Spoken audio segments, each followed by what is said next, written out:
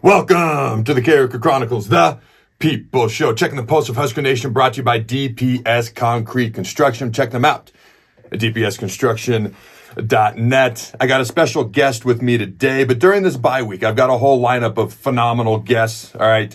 Tune in on Thursday. I'm going to be joined by volleyball legend and great and current Husker assistant coach Jordan Larson. I will also be interviewing Husker legend Kenny Bell. At some point, I'm going to have some fun, and I'm going to predict whether Nebraska's going to a bowl game, give a final record prediction. Why? I have no idea what's going to happen, but let's have some fun on this show. But real quick, before I bring my special guest on for today, if you are like me and you are 100% confident that Nebraska won't lose this Saturday, smash the like button. All right. But now it's time to bring on my special guest. This is a man who's had multiple stints as a coach here at Nebraska, whether it be a GA, the special teams coordinator, defensive coordinator. He's one of the best Husker coaches Nebraska football has ever had. Now he's enlightening folks on the radio on 93.7 The Ticket. Mr. Bill Busch, how you doing, my friend? Adam, thanks for having me. Also, Jeff, it's just great to be on your show. Love supporting the Huskers. But please don't keep me out of the legend status with Jordan Larson and Kenny Bell, because those guys were unbelievable. Jordan, obviously, in volleyball, and Kenny in football. So I don't quite fall into the legendary status, but I appreciate you having me on. Here's what I'll tell you. I am so excited. Like during the bye week, I'll be honest, in years past, I might do one or two shows. I don't think I've ever been excited to do the shows I'm doing this week during the bye week. And it starts with you. Now, we're recording this on Monday, but it's going to go out early on Tuesday morning. So I appreciate you joining me. But as I often like to do with these interviews, I'm going to go backwards before I go forwards. So going into a season ago, all right, you were working with the Husker coaches. You get hired to be Nebraska's special teams coordinator. Now, most people remember Nebraska has struggled with special teams for years. Not going to dive into that. But when you were hired as Nebraska's special teams coordinator going into the season a year ago, what was that like? And what was the biggest thing you felt needed to be addressed on special teams? Because the special teams played a lot better once you kind of helped take them over. Well, I appreciate that. They did. They went up a long ways in a lot of categories, which was impressive, and really excited about how we blocked punts and covered kickoffs, and how much better we are. Net punt went up, substantially. The first thing I felt we needed to do was to really just look at our personnel. And I thought that adding Timmy Bleekrode and adding Brian Buschini was a big plus for us. And so really get that done helped us a lot. And those two guys performed very well. We performed, I believe, that Timmy was 9 for 12 on field goals, and Brian punted very well. And those two things really helped us get the room rolling a little bit, and having those guys get them going.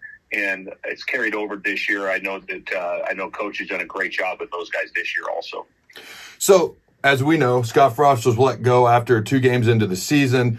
Mickey was hired as the interim head coach, and then Chenander was let go, and you eventually were moved to defensive coordinator. And I've asked you about this before, but it's just such a fascinating thing to me, because I don't think I've seen coordinators switch roles like that in the middle of a season. So when you took over the defense, what was the biggest thing you wanted to address immediately at that point in time? And what was it like completely changing roles during the season? It was, Adam, it was very odd. And, when Mickey, so Coach Joseph, who was a great friend of mine, came in and talked to me about doing the switch, I was pretty adamant no. Just for one reason, was because I wasn't in the room. So that means I wasn't in the defensive room at all. I had a great rapport with the players and the team through the special teams, but I didn't meet with the defense. I wasn't in that room at all. And there really wasn't much of a negotiation. Mickey was like, this is the route we're going. Yeah. And so you have it. Obviously we worked together at LSU, and I'd obviously been a defensive coordinator prior to that. And so that's where that was very odd. Like you said, I don't know if it's ever happened before in college football, where all of a sudden mid-season or third into the season, you go from being the special teams coordinator to the defensive coordinator.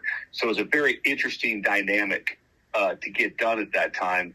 And just thankful, so thankful for the players and the assistant coaches, because they could have easily just been palms up.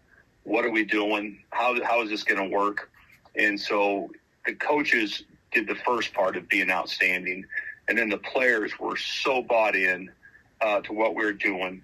and we changed basically everything. There were some same as, but my philosophy was two things were, we can't just keep doing the same thing and hope for different results. And B, I have to know exactly what's going on, so if something's wrong, I can fix it. And to have the insight of, I understand this defense, I understand this front, I understand these run fits. So that's kind of how it all got started, Adam. But what it was just a great, human spirit by the players, by the coaches, and then also very appreciative of the fans supporting the change also. All right, I want to quickly just talk about that Iowa game, and I'm going to give people kind of to use a wrestling term, a spoiler alert of what my bold prediction and final record might come down to. I think the Iowa game might be bigger than even normal for this year. But that Iowa game last year, it seemed to, because you guys had unfortunately lost 5 games in a row at that point. We had unfortunately lost 7 games in a row to Iowa, but you were able to snap both those losing streaks, end the season on a high note going into this year. What was the reason for the success in that Iowa game? Why were you able to kind of turn the tides in that Iowa game? And how do you think that kind of helped the team going into this year just a little bit, ending last year on a positive note?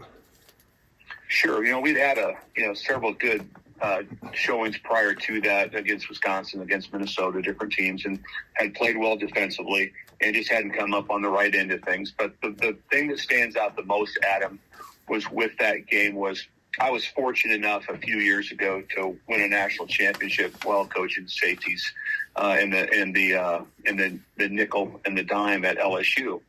And our walkthroughs were incredible in that whole run and how we prepped on the day before the game and then our day of game. And I would say that they were the exact same way at Nebraska for every game. And the Iowa walkthrough with the team was just identical to LSU versus Clemson for a national championship. That was the difference because of the expectations that were set and just how they went into the game. And that's all on the players and the coaches for getting that done. It was like an electric feeling to see you're out there doing your walkthrough on Saturday morning. And it was as if we were playing to go to the Big Ten championship.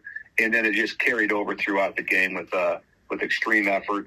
And we had some unique plans for them that they hadn't seen before, and our kids were able to execute it. So I'm just very thankful for those players and those coaches. Now, real quick, ladies and gentlemen, before we start talking some current Husker football, if you are a general contractor, building owner, or property manager, looking for concrete repair or work done in the Omaha metro area, such as street paving, building floors, and parking lots, check out dpsconstruction.net. Just give the website a look. You never know when you might be interested in something like this in the future. All right, let's talk some current Husker football.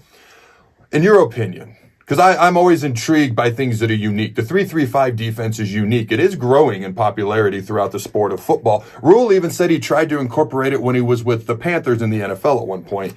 But what, in your opinion, has made Nebraska's 3-3-5 defense, outside of one tough game, so effective so far this year? Well, it gives us a multiplicity. The easiest way to think about what the 3-3-5 is, and I've coached in versions of it myself, it's real simple, is that one of the down linemen, Adam, is like a rover type position. So as you remember, Adam, there was like over and under fronts, right? Mm-hmm. Yep. With how you set the front. Yeah. And that's basically what they're doing with the extra linebacker moving person, is they're creating a 4-man front, but they're not predicting it by how their hands in the dirt. And that's a different way that you can be able to do it. And so that has allows some flexibility, allows some off the ball alignments, and allows some different things that you can do in coverage too. And so it's a very good system. Also, the reason that a lot of people, when I was at LSU and Wisconsin and Utah State prior to that, we were a 3-4 team, which is very close to what this is. And what that is it allows you a little bit less on the D line, because I'm just telling you, in recruiting, the hardest bodies to find are big bodies. Mm-hmm. It's so hard. And that's why the elite teams, you look at them, I always use the term that, mass kicks ass. Those elite yeah. teams have those big bodies. Yep. That's the part that's different.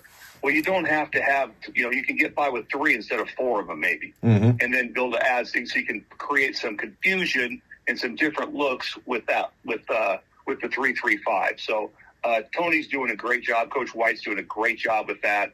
I think it's a plus that he has a very veteran crew. When you start looking at those guys out there, there's a lot of them have played a lot of football at Nebraska. And so we've done a great job with them, and just unbelievable coaching by those guys. Now, you're known for being a very good recruiter, and I'm glad you brought up the recruiting thing because it literally leads right into my next question I had written here.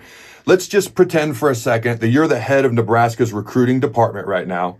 If you had to prioritize recruiting high school kids or the transfer portal, which one would you put 51% of your focus into if you had to choose? Yeah, it's a tough question because you look around someplace and you see, wow, they did a heck of a job getting the right people at certain places in the transfer portal. And then you look at also the same thing that's what's going really well for Nebraska right now is a bunch of guys that have been here a long time. Mm-hmm. And so that you kind of look back and forth. I would still say my 51% would be in development in high school, more so than the portal. But I think if you go complete, I'm not doing the portal. I think that's not smart. And I think if you go the other route, it's like, hey, we're going to be 90% portal, and then all that. It's just hard to keep your continuity. It's very hard to sustain that over time. To say we're just going to keep hitting on, going to keep hitting on, going to keep hitting on. If you keep rolling the roster over quite a bit over time. So I always believe that the longer people are with you, that you're going to be in good shape. But it's real simple. If you recruit really good high school players, you'll be good. It's all about who you recruit. So it's not so much about whether it be the high school or portal difference. It's about how well you evaluate and the guys you bring in. Because guys can play pretty fast now. They can play pretty fast. You know, up front it's hard, but by the time you're into your redshirt year, your second year, you're pretty capable of playing. So having that talent is the most important thing on your evaluation of your recruiting. All right. So this is where it can become challenging. All right.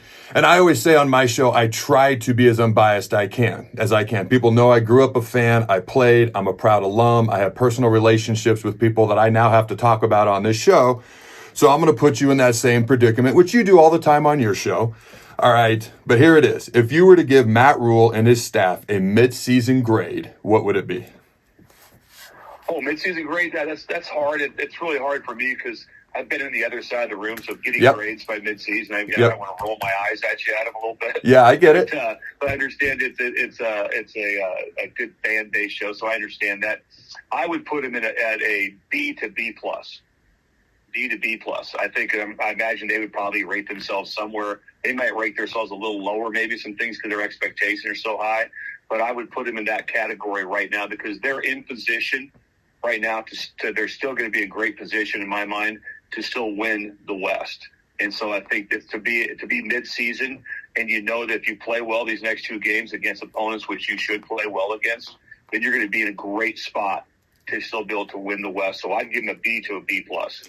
Dude, I love college football. I love college football fans. Okay. After the Michigan game, like, people were like, we're going to win 3-4 games this year. Like, and now it's like, oh, we're in the Big Ten West conversation again. I love it, dude. I truly love it.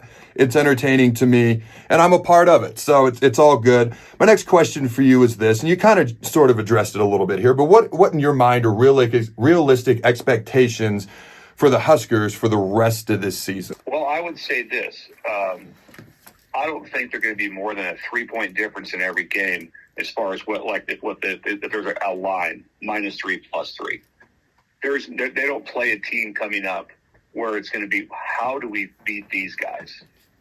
If you just go down the list right now, if you just say, okay, got to play Northwestern. Now they just beat Howard, who's 2-3, 23-20, got out-yarded. They got to play Purdue. Solid, well-coached team first year. But if you just look at it, and they have them at home, both those at home, so you surely feel you're going to win those. And then you go to Michigan State. They're in upheaval right now. Iowa, they're in their backup quarterback, not going well. Wisconsin is playing fair, but you don't look at them and say they're a juggernaut. What do we do? And so right now, the next 6 games they have, all 6 of them are completely winnable. To win all 6 would be hard. There'll be some things, there'll be some circumstances that might get difficult. But you're in position on every single game to be able to win. And so with that being like at the beginning of the year, Adam, I said they'd win 8. I think they're probably going to win 8 to 9. Man, I love that. So I said 7 at the beginning of the year. I'd still be thrilled with 6. You talk about Northwestern. This is a team that I didn't know if they'd win a game this year. I find them incredibly fun to watch. You talk about them getting outgained by their last opponent, who is not a giant. Yet I watched the first half of that Penn State game, and they were right there with one of the top teams in the country. Dude, college football is just awesome. Last question I got for you.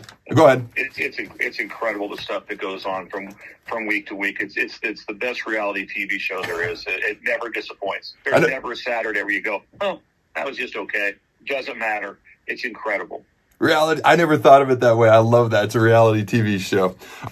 I want to thank Coach Busch for joining me. He'll always be Coach Busch to me. You can check him out in the mornings, 93.7 The Ticket, Early Break, Steve Sipple, Jake Sorensen, and Coach Busch on the radio. Don't miss it out. They do a phenomenal job. All right, so for the fans at home, let me know. At some point in the future, Coach Busch is doing a phenomenal job on the radio. Don't want to say he's not, because he is. But if you'd like to see him on Nebraska's staff or another college staff, coaching in some way, shape, or form at some point in the future, let me know in the comments below. That is if he doesn't choose to continue doing radio in the future. Number 2. If you were a coach, we heard what Coach Busch had to say, but if you were in recruiting departments, you see what Deion's doing, then you see what Nebraska's doing, trying to develop high school kids. Would you prioritize the transfer portal or recruiting high school kids? And number 3, the Black Shirts defense is 27th in total defense in the country right now. Do you think they're going to finish as a top 20 defense by the end of the season? All right. Ladies and gentlemen, I want to thank Coach Busch for joining me. Check out CarrikerChronicles.com. It's where all your football hopes and dreams will come true. And until next time, Husker Nation, go Big Red, and always remember, throw the bones.